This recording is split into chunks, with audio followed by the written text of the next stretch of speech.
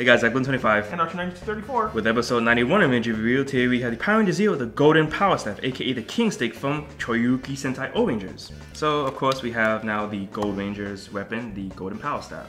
It's a really nice, it's a staff mainly much. And it's decently sized, but for comparing it to the show, it's nowhere near this correct size. Because the show, of course, this is bigger and this is longer. Much more longer. But holding it right now, it's pretty good. You can hold it with both hands, which is really nice.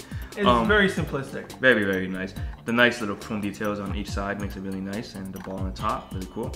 Now, the feature for the Golden Power Staff is that when you press the button here, it'll loop forever until you let go of the button. And then, of course, when it's in fighting mode, put it down.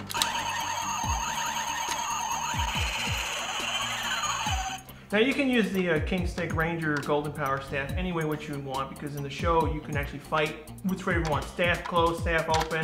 But when you're fighting with like a person who has a sword, you must lower the bottom half. But that's the way they traditionally use the weapon. Now the funny thing is that in the show, this mode is when he fires the, I guess you can say, the fireball at someone.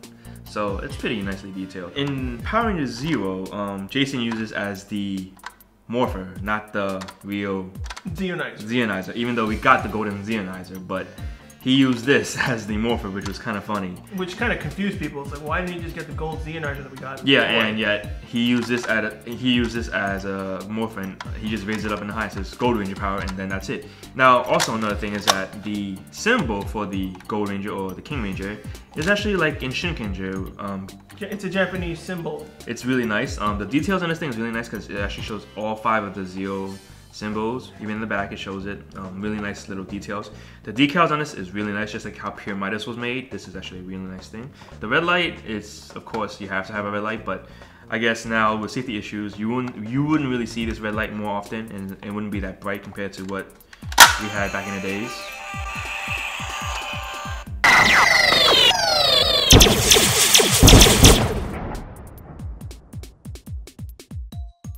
Alright, so now alterations from the Japanese one to the American one.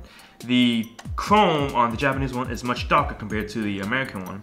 And also on the back, the American one, they colored the back while the Japanese one just left it plain. Also, the compartment for the battery, the Japanese one is just a clip-on, which is really good, compared to the American one, which is just a screw, which is kind of annoying to have, but... I don't understand why America does that. It's like, it's a pain in the butt in order to use a screw on there. They usually do that for most of the time.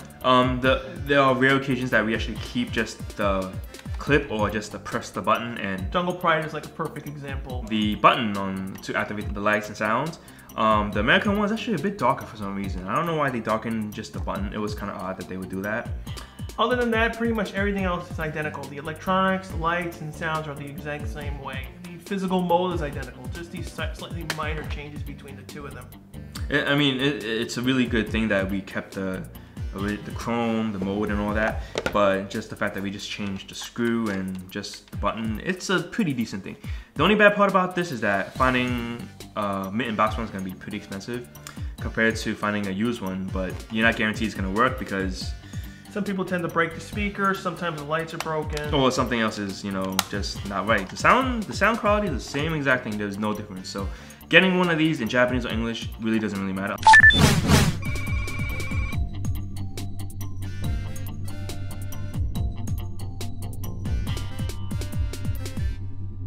Overall, it's a really decent toy, really nice size, even for collector size, so it's really nice. Get one if you are a fan of Zero or O-Rangers. The chrome really makes it look really, really nice, and the sounds, even though it's just 2 or 3 sounds, It's pretty nice, and it's a really nice chrome display. doesn't scrape off as easily. It's much more harder than like in the earlier days with, like, for example, Titanis. The chrome would scrape the off. Megazord chrome and any other chrome that back in the days, it was pretty easy to scrape off, but nowadays they're much more harder. it's harder, so it's really decent to see. But overall, get it if you can. So yeah, that's it for our review of the Golden Power Staff, shown essentially for the Power Rangers Lightspeed Rescue, the Max Solar Zone. Rate, comment, subscribe. We'll see you next week. Hey guys, Blue25. And Archer 9234. With episode 91 of Major Review today, we have the Power Ranger Zero, the Golden Staff, the Golden. Hey guys, Blue25. And Archer 9234. With episode 91 of Major Review today, we have the. Oh, do it again.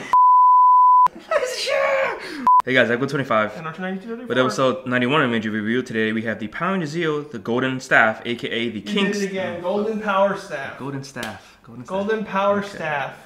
Golden Power. It's not as easy as it looks, people. The reason why we have two is that when I originally brought this, we didn't really see correctly that the sound didn't work. So when it got to Archer's house, he told me that the sound didn't work, and I looked at Archer and I'm like, oh snap, no wonder no one did it on it. So we bought an American one and just replaced the sound.